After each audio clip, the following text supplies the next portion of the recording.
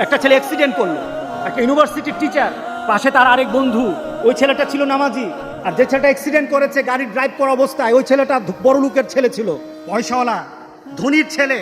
আল্লাহ কি আল্লাহর লাগে নাকি? নামাজ কি নামাজ আর লাগে নাকি? ওরা আল্লাহ রাসূলের শিক্ষা পায় নাই পরিবার থেকে।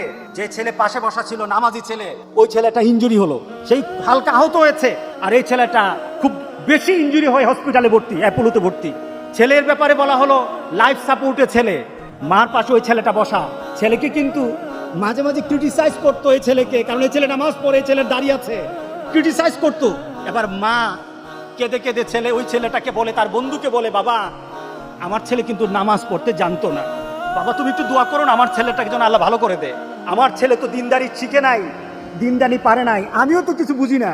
আপনার কাছে প্রশ্ন, ছেলেটা মারা গেল, এই ছেলেটার দোয়া দিয়ে কি আল্লাহ সুবহানাহু ওয়া তাআলার আযাব থেকে বাঁচানো যাবে? না।